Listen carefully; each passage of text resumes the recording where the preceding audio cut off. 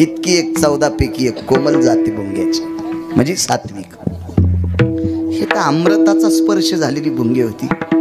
शरण आले, मारुतीराय सारख्या शरण आले. काय काम, काहीच नाही म्हणले. त्या बाईचा पलंग टोकरा. बुद्धिमतांवरिष्ठ मी थोडंसं सांगतो, चमच्याभर तूप घेतो समुद्रातलं. मारुतीरायाची बुद्धी किती मोठी होती. बाईनं सांगितलं, हनुमंता भुंगे आडव. प्रभू रामचंद्र इकडं आले की मग प्रभू रामचंद्र माझ्या घरी येतील.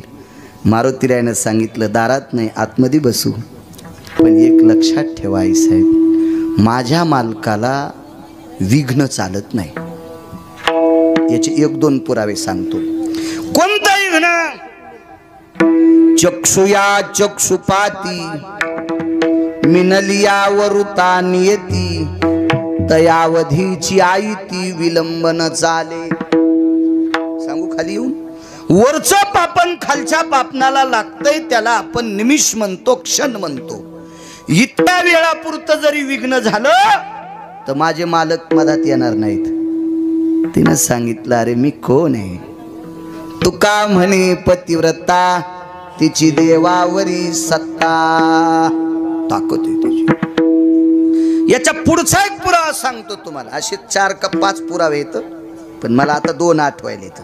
बस झाले तितके बी 2 तिकटापुरते असले, बस झाले. जाताना धकत कसं बी मग. दुसरा एक पुरावा आहे, केसाचे आडवे भाग नाही. रोमतंतु भयो सवे भागाती चतुर्दशम. केसाचे उभे 14 भाग करायचे. उभे उभे, आडवे नाही, उभे उभे. एक केस किती बारीक असतो, त्याचे उभे 14 भाग केल्यावर 14वा भाग किती बारीक असेल, चष्म्यान दिसेल का देऊ.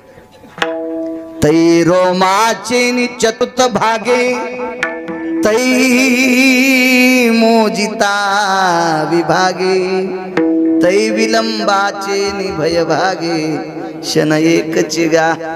जाबाली बकदालभ्य भ्रुशुंडी ह्या लोकांनी पुरावे दिले. तितकं सुद्धा सहन होणार नाही. बाईनं सांगितलं, तानच घेऊ नको. त्या भुंग्याला सांगितलं, बेट्या हो पलंग सजून ठुलाय. कर्म सांगायलो, प्रारब्ध क्रियमान सजून ठुलाय. तुम्ही असं खा. बदाम ज्या बरणीत टाकले त्या बरणीचं ढक्कन उघड ठेवा आणि त्याच्यात एक गुळाचा खडा टाका. आपण मग त्या छोट्या छोट्या पाहुण्यामध्ये जातात. मुंग्या देखून या गुळ धाव खाली. गुळाचा खडा, साखरेचा खडा, खडी साखरेचा खडा पाहिला की मुंग्याला मूळ वाटी द्यायचं काम नाही. आपण मग त्या सुरुवातीला. आणि आम्हाला बदाम येत होते पहिले पूजेचे. तर ते पूजेचे बदाम सगळे गोड नसतात, काही कडू जहर असते. तर मुंग्या हुशार ते बदाम खात नव्हते. मी मुद्दाम डब्बा उघड ठेवायचं. ज्या बदामाला मुंगी चिटकली ते बदाम काढून ठेवायचो. तुम्हाला एक माहिती आहे का, पोपट त्याच आंब्याला चोंच लावतोय, त्याच्यातला गोडवा विशेष असतोय. जेवताना तीच करंडी खाची. काय त्याच्या चोंचीस ती ताकद असेल, काय काय ते प्राणी मात्राला विश्वाच्या मालकानं दिलेलं ते वरदान. बदाम जर मुंगीनं पूर्ण खाल्ला तर वाटतच नाही बदाम संपलाय. जशाल तसं वरून टरकल, दाबल्यावर कळत तू काहीच नाही. तसं चट मधलं खाल्लं, टरकल ठुलं पलंगाच. 52 चंदनाच्या चौरंगाची पाय होती. 52 चंदनाची पाय होती पलंगाला. चट खाल्लं. धार दिशी तो रावण खाली पडला. आनंदाची आबूक ठोकली पंढरपुरातल्या मालकानं, वाचलो रे. आणि मग मारुतीराय, चला आंघोळ करून घरी जाऊ. मारुतीराय म्हणले, आंघोळ नंतर, आधी त्या बाईच्या घरी चला. मालक म्हणले, अरे एक रावणानं अशोक वाटिकेत ठुली तर मला किती जगिता येत्यान, पण 7व्या अवतारात मला दुसरी करता येत नाही. मर्यादा पुरुषोत्तम आहे, सूर्यवंशाची रीत आहे. आणि मी जर या वंशाला दूषण लावलं या अवतारात, मी बंदिस्त आहे. तर आहा कटा त्याचे करीती वंशी दुराचारी पुत्र झाला. शाप देते पितर, शाप देते, नाही करणार. मारुतीरायाने सांगितलं देवा नुसतं पलंगाला पाय लावला की पलंग मोडणार, आणि मोडा की मग तुम्ही तिथं थांबायचं नाही असं मी वचनबद्ध केलं. काय डोकं लावतो पवन सुता, अरे पतिव्रतेचा पलंग माझ्या पायानं मोडल, तिची देवावरी सत्ता नाही मोडत. मारुतीरायाने सांगितलं मी सगळं केले, तुम्ही ताण घेऊ नका, माझ्यावर विश्वास ठेवा, माझ्यावर विश्वास ठेवा. तर प्रभू रामचंद्र म्हणले तुला संन्याशाला हे आगावपणा करायची काय गरज होती, मागणं पुढं फुकटा उडत. नाही म्हणले ज्यानं लग्न नाही केलं त्याला तर लय संसारीच का वाटते. तुम्ही अजून मी लक्षात घ्या, आमच्यापेक्षा ज्यानं लग्न नाही केलं का ते महाराज जास्त संसार सांगतो. विठाला विठाला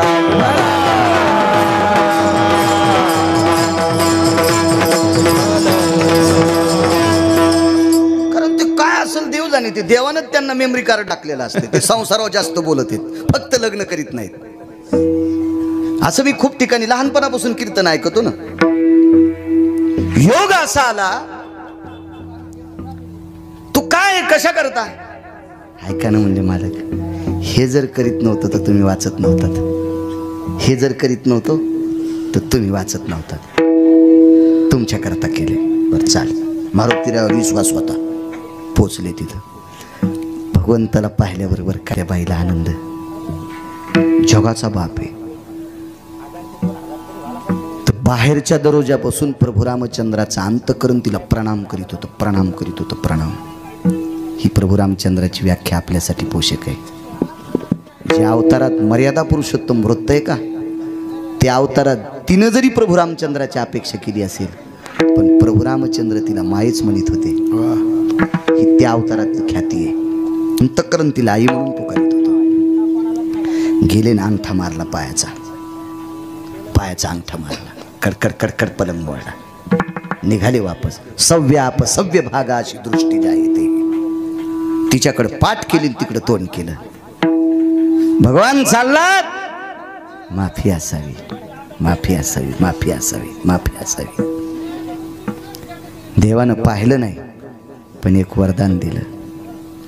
या अवतारात मी बंदिस्त आहे, बोलीला वाल्मिक तैशीची करीन वर्तोनी दावीन. हा, मला त्याच्या पुढे जाता येत नाही, पण पुढच्या अवतारात तुला एक पत्नी म्हणून स्वीकारीन. तर 16,108 बायका केल्या. भागवत किती ऐकले तुम्ही? बरेच भागवतकार तुम्ही वाट पण लावले, म्हणजे त्याचं आयुष्य संपल्यावर गेले बिचारे, तुम्ही थोडेच मारले. पण 16,108 बायकांपैकी चंद्रसेना पुढच्या अवतारात कोणत्या नावाची बायको होती सांगता येईल का? पक्क आहे काय? म्हणजे असं त्याचा काही पुरावा श्लोक सांगता येईल का?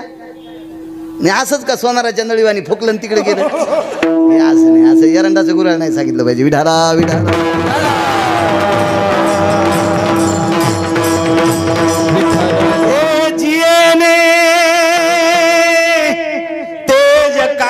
प्रसन्न केला, जिये चरुणावरती लोळला, तो पियुषाचा संचय ठेला, चंद्रसेना म्हणती तेला. ते वरद हस्त पावली, सत्रजिताची कन्या झाली, श्रीमंत कावरुता ठेली, अवदानेची गा. मग 21 क्विंटल 78 किलो 44 तोळे सोनं, मनी देणारा हुंडा तिच्या बापाने दिला. हे त्याचा पुरावा आहे. विठाला विठाला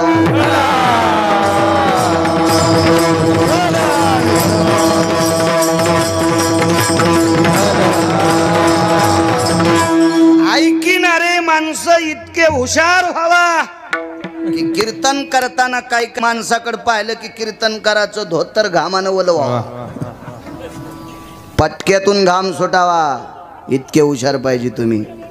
तुम्ही काही काही गोष्टी वाचिनत म्हणून पांचटायचं धकायला. विठाला विठाला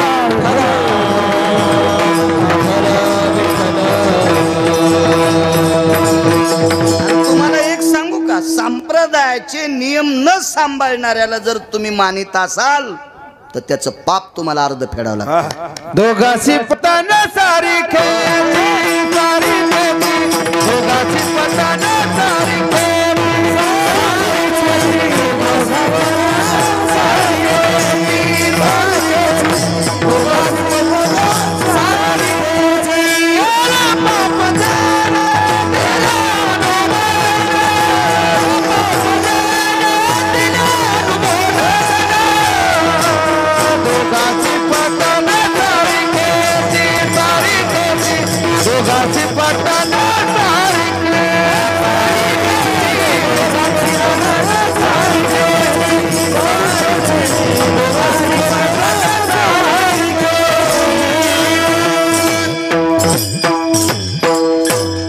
चांगल्यांच्या पुढं बस जा. कधी कधी माझं कीर्तन टाळलं तरी हरकत नाही, पण उद्याचं कीर्तन वयाची 75वी ओलांडली.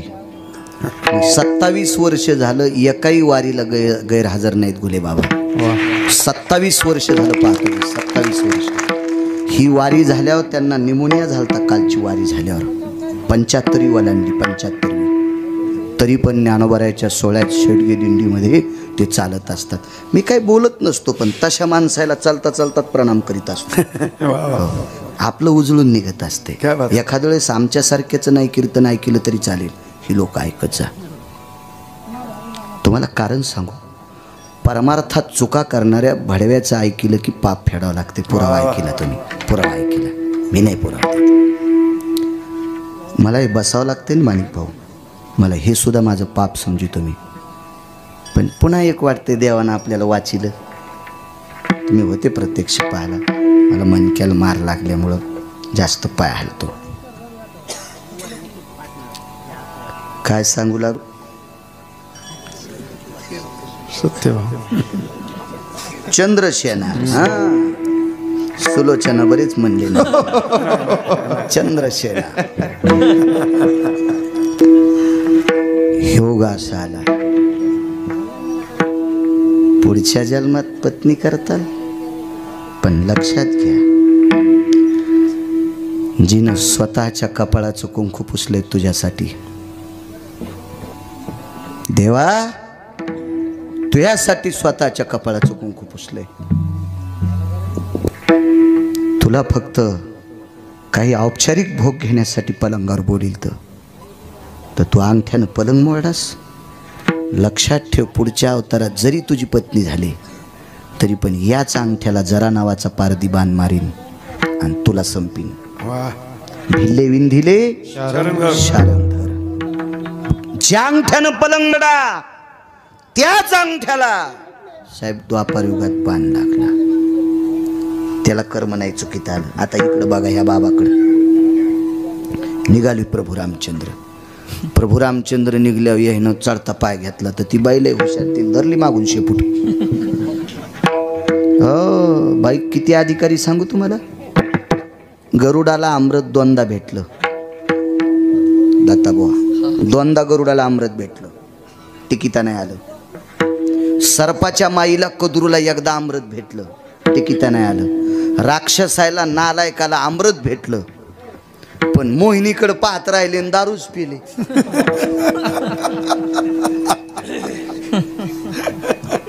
मोहिनीचे रूप धरी धरी घन श्याम ग, अमृताची साठ वाटी करी घन श्याम ग. क्या बात आहे, वा सुदर्शन, छान छान. हे त्या लेकरायचा आवाज छातीच्या वाढवा ना, हे तुमचं चांगलं केलं.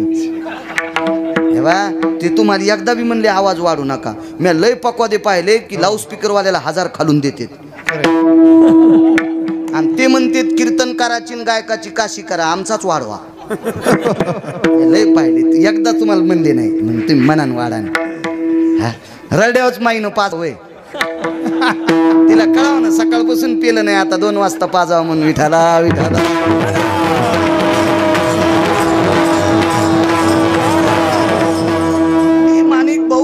खोटं बोलणार नाही आणि भेणार बी नाही कोणाला. नका घेऊ कीर्तन तुम्हाला 30 गाव पट्ट्याला 36 गाव. मला पायपे पैशाचा असा. बायको एकच आहे, 2च लेकर आहे. वडील 90ला गेले, आई जिवंत आहे, काय ताण नाही, भरपूर पैसे आहेत, काय हराम खोरायचे अंडरडी घालणार नाही. कोणाला पटलं आणा, नका पटलं नका, काही गरज नाही. माणसानं स्पष्ट बोललं पाहिजे. मी त्या स्पीकरवाल्याला म्हणलं, का रे आम्ही तुझा काय बांध कोरला होता? तुम्ही काहीच नव्हता कोरला, पण त्यानं फाईल सरकिण्यासाठी वजन टुलतं. हे 500-500च्या 2 नोटा त्यानंच द्याल त्या पकवाद्यानंच, म्हणून त्याचा आवाज मला मोठा करावाच लागला.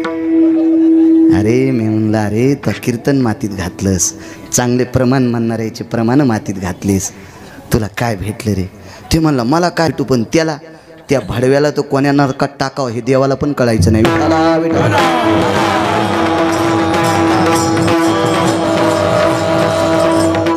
संप्रदायाचा नियम काय उतरेश्वर बुवा दत्ता बुवा? 1 नंबरचा आवाज वक्त्याला, 2 नंबरचा तुम्हाला, आणि 3 नंबरचा हा वारकरी संप्रदायाचा नियम आहे बरं का. माझा नाही.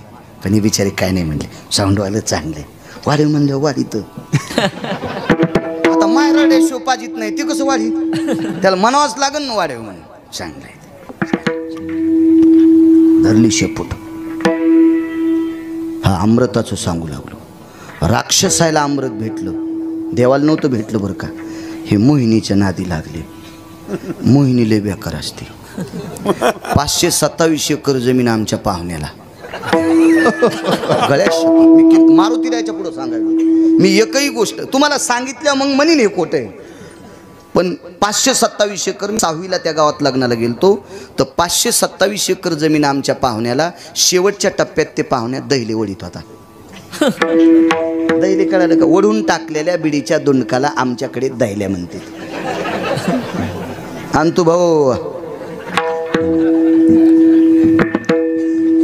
527 एकर जमीन मोहिनीच्या नादी लागला होता. एका माणसाकडं 250 मशाली सोन्याच्या होत्या. 2.5 किलोची, 1.25 किलोची, 2.25 किलोची मशाल सोन्याची. गावरान तुपात जळत होती संध्याकाळी. घासलेटाचा दिवा नव्हता. शेवटी कांदान भाकर भेटली नाही त्याला. गंगाबाई नावाच्या मोहिनीच्या नादी लागला. तिचं नाव होतं गंगाबाई. त्या काळातली नृत्य सम्राज्ञी होती. हो, ती फक्त भेली निळोबा राहायला. ती कोणाला भेली? फक्त निळोबा राहायला. आणि मग ह्या गंगाबाई नावाच्या नृत्य सम्राटनी आणि गान सम्राटनी हिनं 250 मशाली सोन्याच्या ज्याच्याकडे, ज्याच्या दरबारात, त्याचा चुरा केला. चुरा बुकीत कांदा फळडा, चिंगळी उडून गेली. सरकलं इकडं तिकडं पांगडे. आणि मग एका लावणीकाराच्या लक्षात आलं, अभंग किती श्रेष्ठ आहे. मधुर मिलन आज लाभला, सुगंध सोन्याला, लावणी फुलली अभंगाला, लावणी फुलली अभंगाला, लावणी फुलली अभंगाला. मग ती गंगाबाई नावाची स्त्री निळोबारायच्या पाया पडली. हौदाची तुटी मोकळी केली, स्नान केलं आणि निळोबारायची श्रोता झाली. पण अगोदर ही नृत्य करत होती. लय मोठ्या माणसाला वाजलं, ज्याचा वाडा जळाल्या पेटल्यावर 4.5 महिने जळत होता. इतका मोठा वाडा होता. आपला नव्हता 2-3 मासडा. आणि तो भाऊ तुम्हाला नाही म्हणालो, तुमच्या इथलं तर दूध भाकर खाल्ली कसं म्हणावं, आहे का नाही? ज्याचं मीठ खावा त्याच्या विरोधात कसं बोलावं. इतकी मोहिनी बेकार. अमृत भेटलं, मस्ताडे बेटे मद्याच्या नादी लागले. देवाला अमृत भेटले, हे तरी कुठं शिस्तीत राहिले. देवाला सांगावं लागलंय, मी वरून बाई आहे ना आतून बुवा आहे. मोहिनीचे रूप धरी धरी घनश्याम. भागवतात वर ना, मला वाटतंय समुद्र मंथन हे आता लय भागवत सांगायले. हे आता गिरगाव करायला डुबिनार. तुमची कृपा. चांगला अभ्यास. वा, याबा दुसऱ्याची प्रगती पाहिल्यावर ज्याला आनंद वाटतो त्याला वारकरी म्हणायचं. दुसऱ्याचं बरं झाल्यावर ज्याला खपत नाही त्याला रावण म्हणायचं. रावण हा अतृप्त आत्मा होता. अतृप्त आत्मा होता. अतृप्त आत्मा होता. चांगली माणसं आहे ती. गोड आवाजावर प्रभू ते गोड अशी माणसं. मोहिनी सांगू लागली, ब्रह्मदेवाला खुनिलं ए 8 डोळ्याच्या तू इतका काय भुलला, मी वरून बाई आहे ना आतून बॉय, तरी वाल खिल्ले तयार केलेत त्यानं. हे जास्त अडचणीत नको, इचून निघत असतात. घरी गेल्या वाचा ना तुम्ही ते, दुसऱ्या एखाद्या पुराणकाराला विचारा, एकट्याचाच कौरव पिना पाडता. रे बाळू, नाही टिकीत आला अमृत. ह्या बाईनं अमृत स्वतंत्र व्याप्तीत आणलं.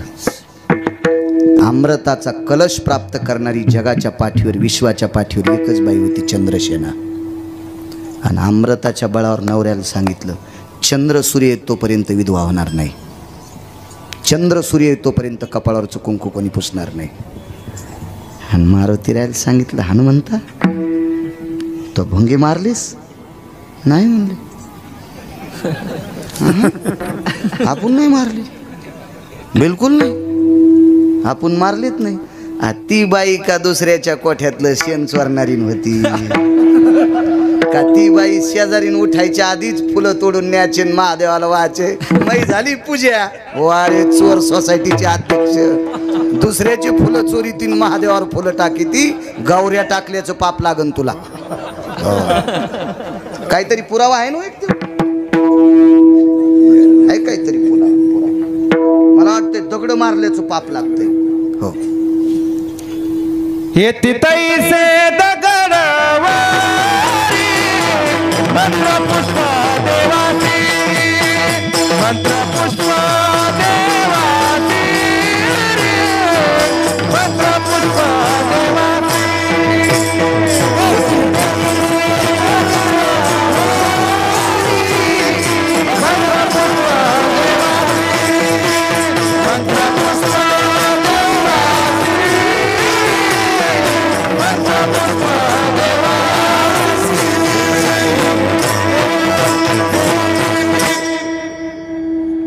आळंदीला असताना घुलेबाबासोबत, तात्यासोबत, अजून 4-2 चांगल्या लोकांसंग फिरणारा माणूस. मागं माझजवळ बी होते, पण त्याला आता सांगितलं तुमच्या नदीला पाणी तिथूनच ऊस फिरवा. तुमची नदी आटल्यावर मग गिरगावकराकडे या. चैत्र संपल्यावर नद्या शक्यतो आटत येतात, माही नाही आटत. मग आपल्याकडे त्यांना प्रवेश. एक जण म्हणला, उत्तरेश्वरचा तुमचा काही वाद झाला का? मी म्हणलं, तू मिटवायला येतो का? तूच मिटेव ना. तू बायको 17 भाईच्या मिरच्या तोडायला चालली, तू दुसऱ्याच्या बिड्या वाढायला ना. आमचं काहीच काय असं दिन काय करायचं होतं. विठाला विठाला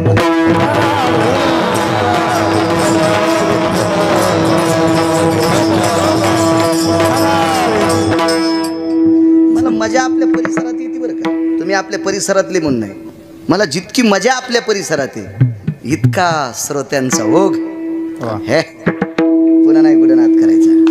काय नाही, काय भिमलेलं या भागाला, या मातीत ताकद या प्रांतातल्या.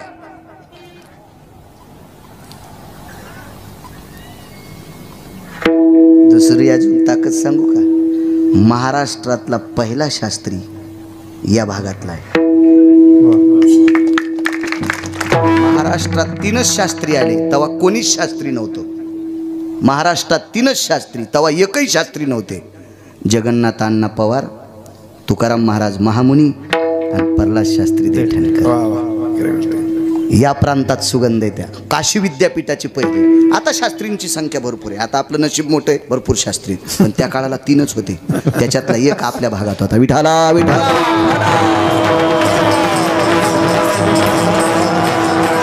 सामान्य भागे ज्या प्रांतातल्या बाईचं बाळंतपण करण्यासाठी पंढरपुरातला मालक येत होता, ठाकूर घराणा. ज्या घराण्यातले घोडे एकादशी धरायचे, गावकर ठाकूर घराणा. काय ताकद हो. आपला भाग किती मोठा सांगू मराठवाडा. या भागातल्या साधून यज्ञ केल्याच्या नंतर इटकरीचं लोणी तयार झालं काशी. तर राजराजेश्वर शास्त्री ज्यांच्या पुढे लोटांगण घालत होते ते रंगनाथ गुरुजी या भागात येतं.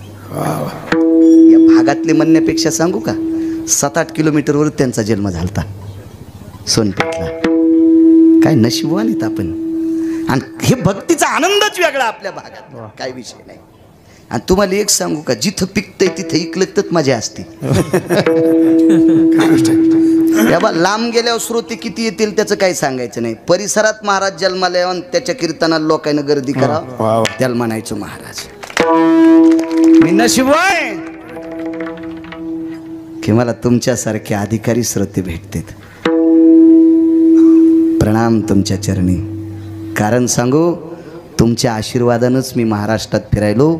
3811 गावं दुपारच्यानं पूर्ण झाले. हे गाव लिहायचं नाही, हे लिहिलं कधीच.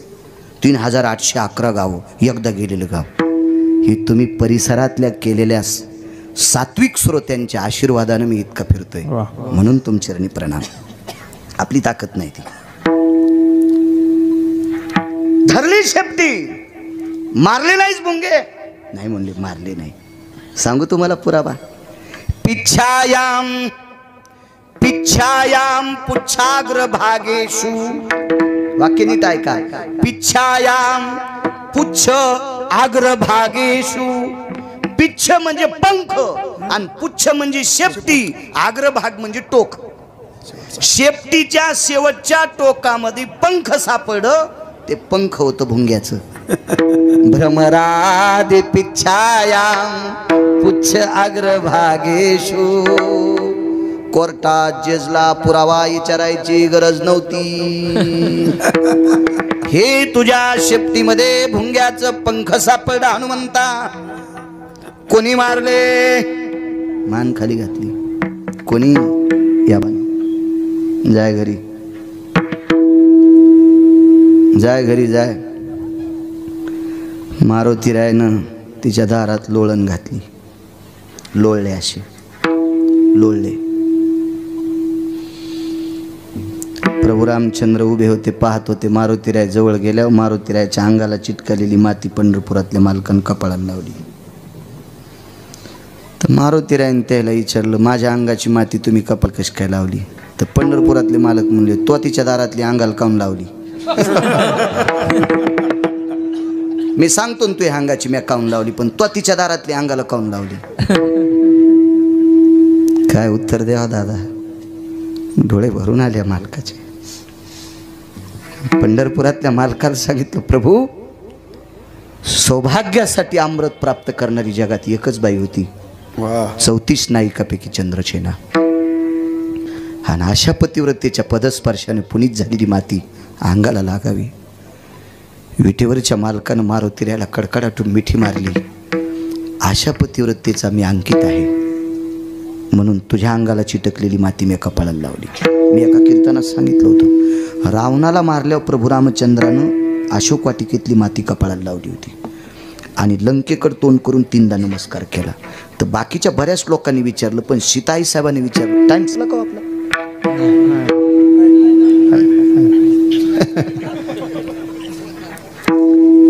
तर सीताई साहेबांनी विचारलं, जिथं मला 6 महिने 26 दिवस त्रास झाला, ती जागा अपवित्र आहे, मला त्रास द्याला, ती तुम्ही माती कपाळाला का लावली? जाऊ द्या. लंकेकडे तोंड करून नमस्कार का 3दा केला? ऐक ऐक, नवऱ्याचं प्रेत आपल्या अगोदर जळू नये म्हणून वक्षस्थळातून दुधाच्या धारा आल्यान रावणाचं पेती झिलं. अगोदर स्वतःचं शरीर जाळलं, मग नवऱ्याचं शरीर जळू दिलं. जगात एकच स्त्री, ती फक्त मंदोदरी होती. आणि त्या पवित्र स्त्रीचा वास लंकेत आहे. तिथं गेली सती, पण जिच्या पदस्पर्शानं ही भूमी आणि ती भूमी पवित्र झाली. म्हणून 7 कोटी घरं सोन्याची होती. किती मोठा रावण, ज्याच्या एका घराच्या चौकट 22.5 क्विंटल सोन्याची. 269 किलोमीटर एकीकडचं भिताड होतं गावाचं. 269 किलोमीटर. गळ्यात शपथ खोटं सांगत. शेजाऱ्याच्या कोणी घालीन, आपोआपल्या गळ्याची कशी घालीन? आणि हे गळा किती महत्वाचा आहे. या हे का कोर्टात सुनावणी देणारा थोडाच आहे. शंकरराव देवराव हाजीर आहे. आपल्याला कोर्ट हैदराबाद होतं ना पहिले, स्वातंत्र्यापूर्वी निजाम तेच होतं ना कोर्ट. मग ते कोर्टात सुनावणी देणारा असं देत होतं. त्याचा गळा आहे होय. आणि कसा घालीन इतक्या चांगल्या गळ्याची शपथ? 269 किलोमीटरचं इकड भिताड पूर्ण सोन्याचं. काय श्रीमंत असेल होते. बायका 80,000 होत्या. आपल्या बाई सारखी नाही, पाहती कवडाकडून चलती भिताड. 80 सहस्राच्या सुंदराचा 80 सहस्राच्या सुंदराचा माझी मुखराने मंदोदरी, माझी मुखराने मंदोदरी. 80 सहस्राच्या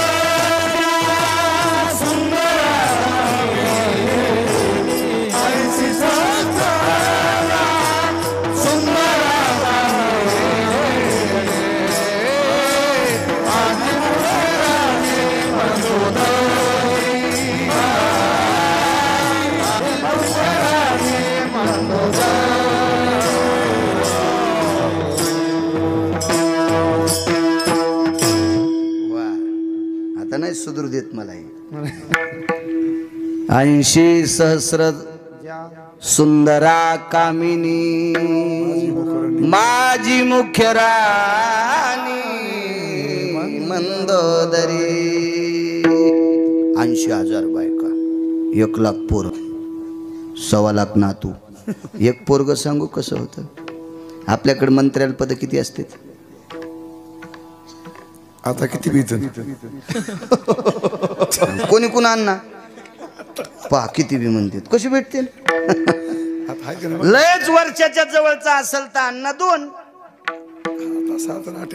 पण एका मंत्र्याला 222 पद, त्याला वाहनात सगळं 17 बाऱ्या बांधून आणलं रावणाच्या पोरात. म्हणून त्याचं नाव सत्रजित इंद्रजित पडलं. इतकं दाड होतं, इतकं दाड.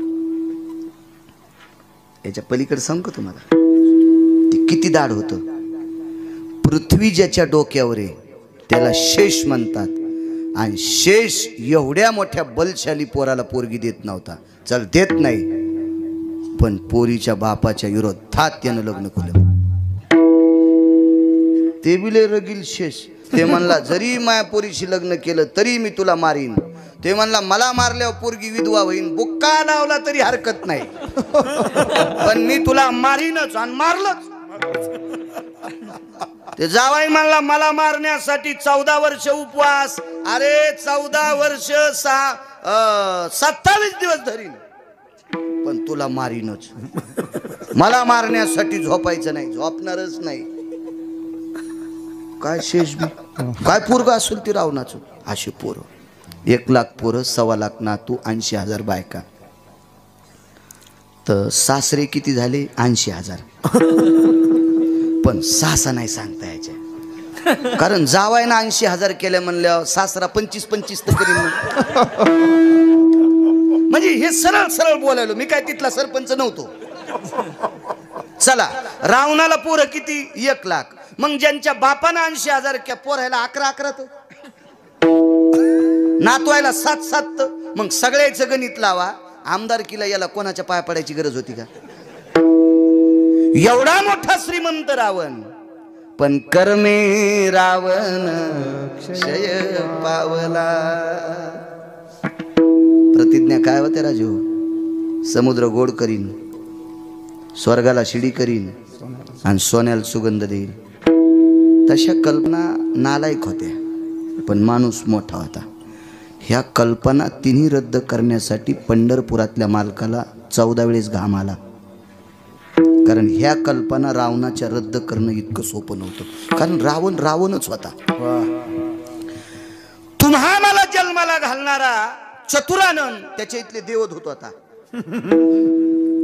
प्रातायति संगर्भ जायते देवतार्चनं पुनितो ह्यो चतुराननं मिमजय क्रतुजन्याजलंभयो जग्निरे सर्वरूपेशे यद्भवे शास्त्रयं प्रमुखो मुच्यत यज्जायतेन विष्टः सर्वस्थितं कुलदेवता कुलाचारो शिष्टाचारो सम्मतो यज्जायतं सत्ययं ब्रह्माभय जायते. हे रोजचा कुलाचार करायला ब्रह्मदेव सत्य लोकातून येत होते. किती चतुर ब्रह्मदेव. 2च वाक्यात सांगतो.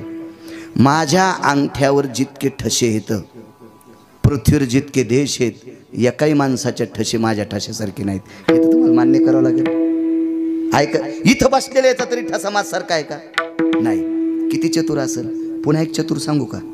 1,00,000 लिटर पाणी बसायची टाकी बांधा आणि त्या टाकीला डोक्याच्या केसासारखं छिद्र पाडा. काही दिवसाला टाकी रिकामी होती. पण एक उभी टाकी तयार केली आणि तिला 9 छिद्र पाडले, पण तिच्यातून मनानं पाणी बाहेर येत नाही. हे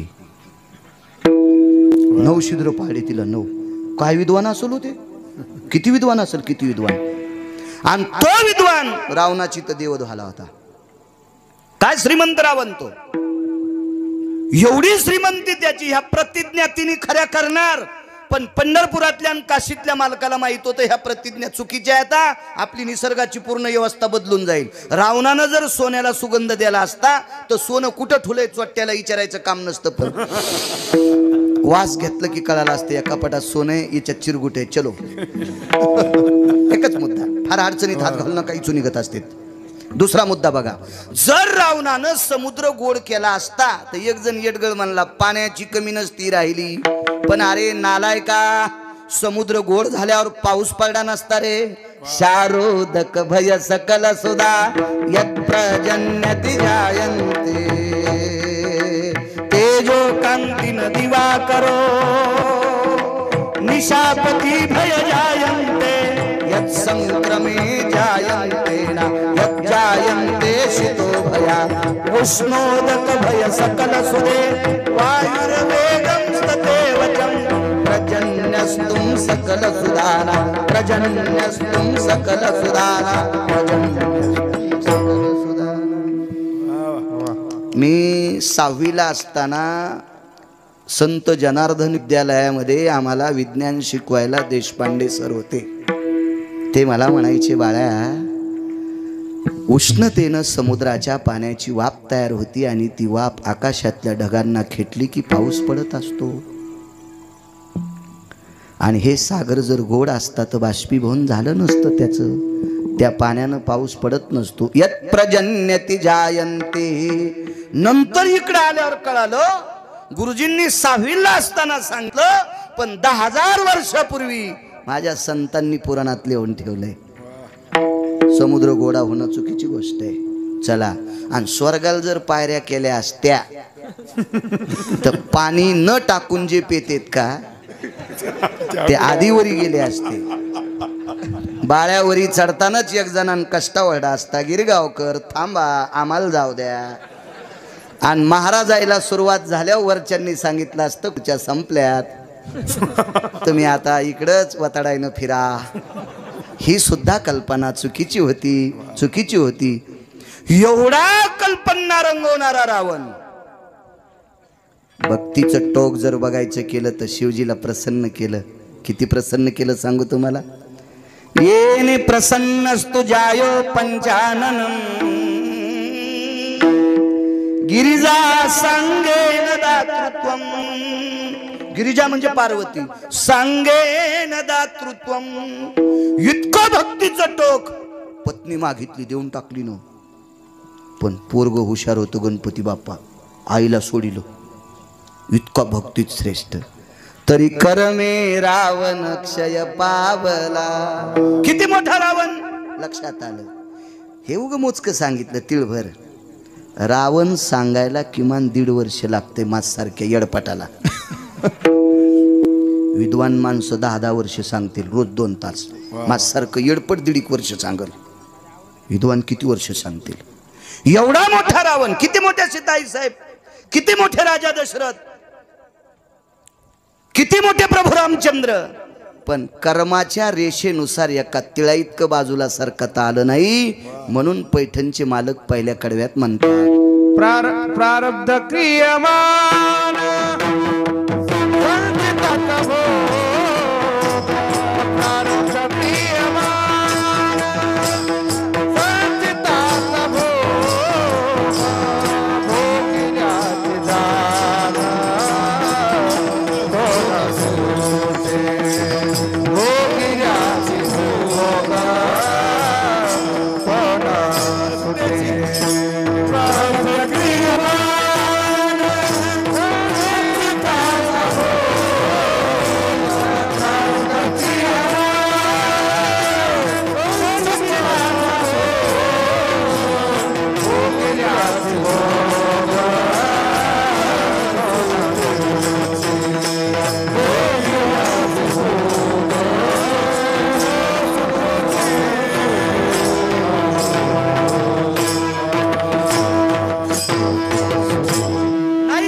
आलं या लोकांना कर्म. ज्या मालकापाशी कीर्तन सप्ताह ना त्या मालकाची एक परिस्थिती आहे का. 4 रावणापैकी एका रावणानं प्रभू रामचंद्राचं हरण केलं. कर्म सांगायलो, कर्म नाही चुकत, नाही चुकत.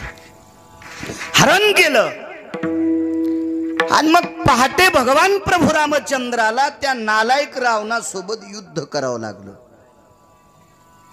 पंढरपुरातल्या मालकाला, विष्णूचाच अवतार, युद्ध करावं लागलं. युद्ध इतकं युद्ध तुंबळ झालं दोघातच. तो रावण प्रभू रामचंद्राला मारित होता आणि प्रभू रामचंद्र त्याला मारित होते. पण भानगडी एक झाली सज्जनांनो, प्रभू रामचंद्रांनी बाण मारला की त्याच्या अंगातून रक्त पडत होतं आणि जितकी थेंब पडली तितकी रावण तयार होत होते. ते 10 तोंडाचा सांग ना बरं मी. दुसरा 4 रावण होते, 4 त्याच्यापैकी एक. घरी गेल्या बघा मोठाले मोबाईल आहेत तुम्हाला, असं इचकायचं नुसतं. तुम्ही एरवी कसं इचकितात असं असं असं तसं हे पण इचकान घरी गेल्या. वेळ भेटल्यावर भेटा, काम बंद करून नका करू. मारावं तर जास्त तयार व्हाले आणि नाही मारावं तर बेटा आपल्याला मारायले. संकट येऊ घामाघूम झाले. माणूस संकटात कोणाला हाक मारतं माहिती का, अशी ठेस लागाव. आई ग काय म्हणते मस्त, आई ग मेवणीचं नाव घेत नाही. मी नाही म्हणायचं बरं का, आदरणीय पूजनीय कोठाळकर दादा म्हणायचे, साहेबराव महाराज कोठाळकर. आपली पात्रता पण नाही ते म्हणण्याची. मोठा ताटा मोड्या काय म्हणतंय, आई ग बाई ग आई ग इतकंच म्हणतंय. आणि डोळ्याला पाहत असताना दृश्याच्या पलीकडचं चरित्र ज्या वेळेला घडत असतं त्यावेळेला तोंडातून शब्द पडतो, बापरे बापरे हा शब्द पडत असतो. आणि ज्या वेळेला अतिसंकटाचं टोक येत असतं त्यावेळेला आपल्या कल्याण करणाऱ्या व्यक्तीचं नाव आठवत असतं. मग तो आपला कुलगुरू असेल, आपला टोकाचा एखादा फार जवळचा हितेशी असेल. माझ्या विटेवरच्या मालकाला एकाच व्यक्तीचं नाव आठवलं, मारुतीराय. हे पवनसुता, इतकं तोंडातून पडणं उडी हाणणं सगळं झाली. जी मालक डोळे भरून आले प्रभू रामचंद्राचे. हनुमंता, अयोध्येचा कारभार कसा सांभाळायचा, कशी वाट लावायची, तू बुद्धिमत्तान वरिष्ठम, तुला कसं ठरवायचं ठरव बाळा. आता मी वाचत नाही. मारुतीराय म्हणजे तुम्ही आणि कोणाला बोलायले, एका चिरंजीवाला मारुतीला बोलायले तुम्ही. मालकानं सांगितलं, अरे मी तुलाच बोलायलो राजा, हे वाचू देत नाही रे मला. हाना माझ्या देखता. काय हाणायचे त्याला, एक बाण मारला आणि जितक्या चिळकंड्या पडल्या त्या रक्ताच्या थेंबातून पुन्हा तयार व्हालीत. आणि नाही हाणावं तर ते मला हाणतंय. मारुतीराय म्हणले, मालक एक सांगू का, हा किती नालायक आहे. ब्रह्मदेवाला विचारलं तर याचा नालायकपणा मोजायला तराजू नव्हतं. पण नालायक जर पंढरपुरातल्याच्या हातानं मरत नसल तर एक समजायचं, त्याची बायको पतिव्रत आहे. बायको पतिव्रत आहे. पंढरपुरातल्या मालकाला बऱ्याच नालायक मारत असताना त्यांच्या बायकांची अडचण आली.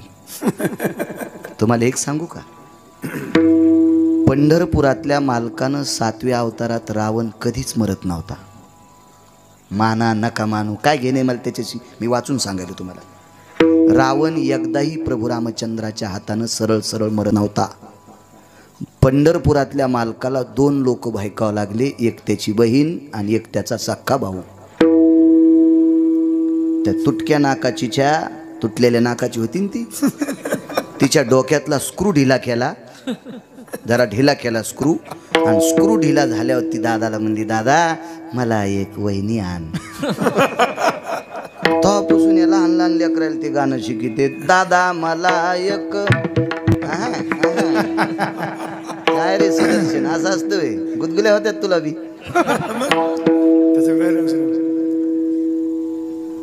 भंग केला रावणाचा आणि बिभीषण फोडा.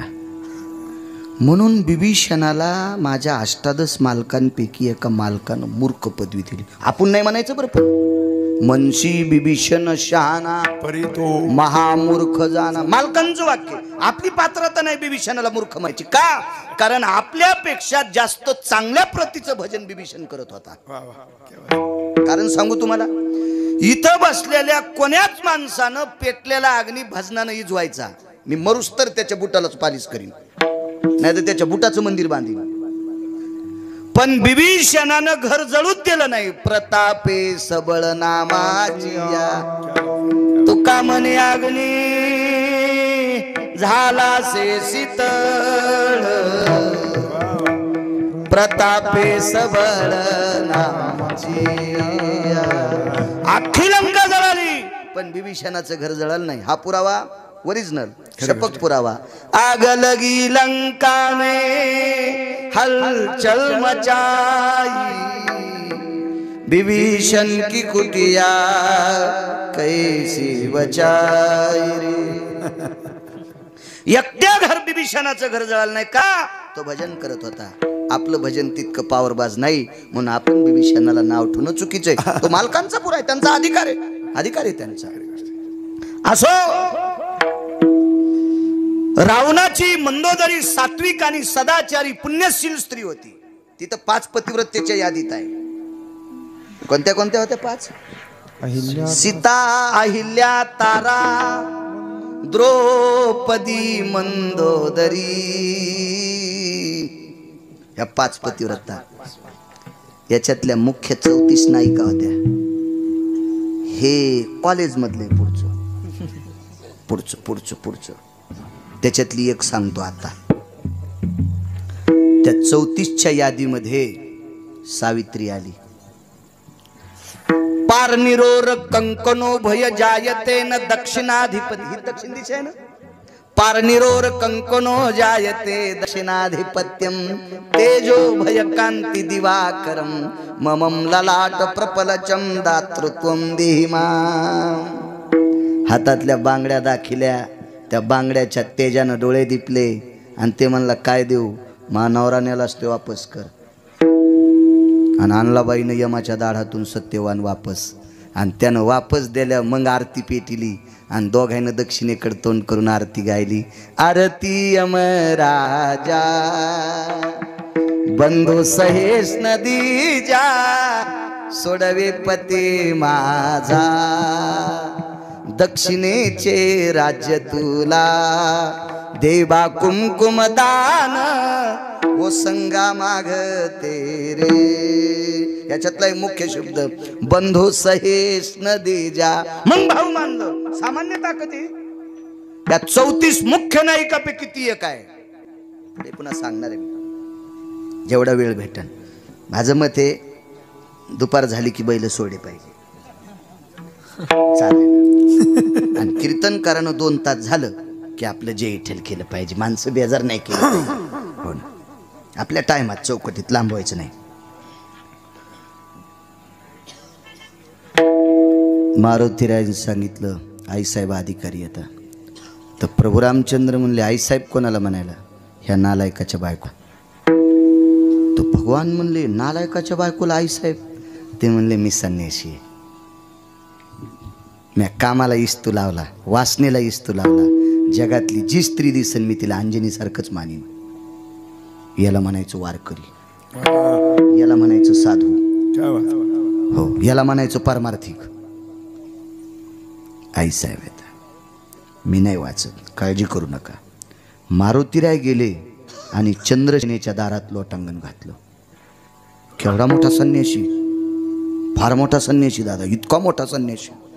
असा संन्यासी होणे नाही. 19 संन्याशीपैकी 1 नंबरचा संन्यासी. लोटांगण घातलं. दाशीनं सांगितलं मालकीनबाई. कोणीतरी लोटांगण घातलं, पाहिलं, तेज बघितलं. त्या बाईनं सूर्याकडे बघितलं तर सूर्याचं तेज लाजत होतं. इतकं मारुतीरायचं तेज होतं. पहाटच गिळायला गेलं तर आता उद्याच्या 6 तारखेला अभंग म्हणावंच लागते. ते येणाऱ्या 6/3लाच ना, 3ऱ्या महिन्यातल्या 6 तारखेला सकाळी. का नाही भेटणार तो? मग बाईच्या लक्षात आलं जनलोटांगण घातलं तो साधा नाही. बाईनं प्रणाम केला. ती बाई फार अधिकारी होती. कळून तुम्हाला किती अधिकारी होती तर. 34 नायिकेपैकी एक होती. याच्या पलीकडे सांगू का, या 5 पतिव्रतेपेक्षा एक काकण शिल्लक होती. ती काय मही चुलती नव्हती, मही कोणी पाहुणी नव्हती. पुराण सांगते म्हणून बाळू सांगतोय, म्हणून नाही. एखाद्याने विचारलं तर आपल्याला त्याला बोलायची ताकद. ताकद म्हणजे आपण वाचिलं याच्याकरता. हो, लोटंगण घातलं. कोण आपण? मी मारुती. कोण मारुती? भगवान प्रभू रामचंद्राचा भक्त, रामभक्त, हनुमान, अंजनी सुतूच. हो मीच. बाईनं भाषाच बदलली. तुम्ही मारुती आहेत? लोटंगण घातलं. हे पवनसुता, एक करताल? तुमचे मालक माझ्या दर्शनाकरता घरी येतील का? तुमच्या मालकाचं, मला चुकून बोललो, तुमच्या मालकाचं मला दर्शन घ्यायचंय, ते आमच्या घरी येतील का? मारुतीराय म्हणले, वाचले तर येतील. वाचले तर येतील ना. अरे हनुमंता, तुझ्यासारखा बलशाली, बुद्धिमतान वरिष्ठ, बलाची देवता, एवढा मोठा भक्त त्यांचा असताना, आणि ते जगाचे मालक आहेत, त्यांना कोण मारीन? तो हाच मालक मारायला आहे. नाही, दर्शनाला आणशील का?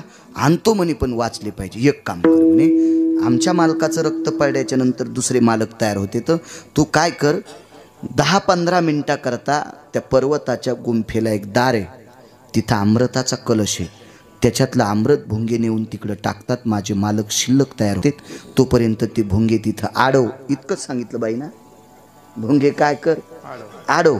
आणि मग माझे मालक थोडे मूर्छना येऊन पडतील, आणि प्रभू रामचंद्र मेलं म्हणून सोडून देतील.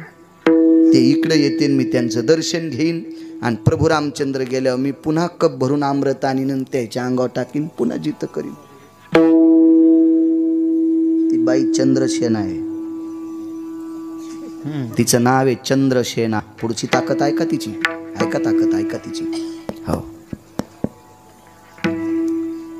जास्त करून तुम्ही ऐका. तुम्ही ऐका, तुम्ही ऐका जास्त करून. मारुतीरायला सांगितलं होतं त्याला आडेव. काय केलं या पठ्ठ्यानं माहिती? हाणलेच, हाणलेत. हाणला का काठी होती का काय? आईसाहेब होत्याच शेपटी. आईसाहेब चपक्यातच भुंगा खलास. काही ठराविक भुंगे राहिले, लफ लफ लफ लफ कापू लागले असे ते. हो, अरे बापरे म्हणले, काय प्रणाम. मारुतीराय म्हणले, बेटे हो, हरामखोराला जिवंत करता आणि जगाच्या मालकाला त्रास देता, भडव्या होत, वाचूच देत नाही तुम्हाला. ते काय असं लुचे पिचे होते का काय? थांबन, मी आता कष्टा घालतो आणि येतो. गेलं तर उरकते. मारुतीराय होते.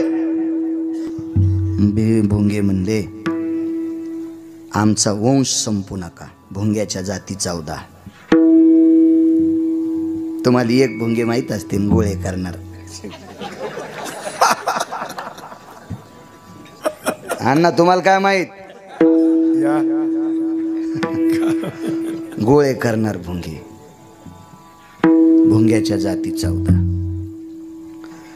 माझ्या शिक्षणाच्या काळात एक कविता वाचली मी. एक चांगलं सुभाषित होतं ते कालिदास.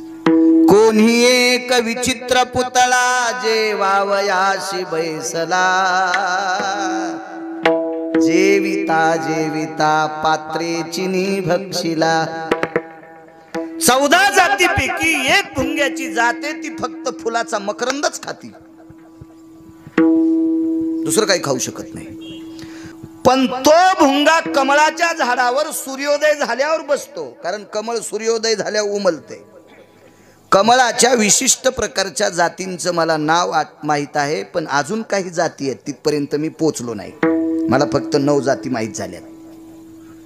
त्याच्यापैकी 8 जाती वरी तोंड करून उमलतात मला माहीत झालेल्यापैकी, आणि एकच अशी कमळाची जात आहे, विरोधात आहे. सूर्य उगवल्याच्या नंतर उमलतात त्या 8 जाती, आणि सूर्य मावळला की मिटतात त्या 8 जाती, आणि सूर्य मावळल्याच्या नंतर रात्री उमलतात आणि खाल तोंड करून उमलतात ते ब्रह्मकमळ आहे. त्याचं तोंड वरी नसता, खाली तोंड आहे, खाली तोंड आहे त्याचं ब्रह्मकमळाचं. चला मग सूर्य मावळला की कमळाचे पाते असे मिटतात.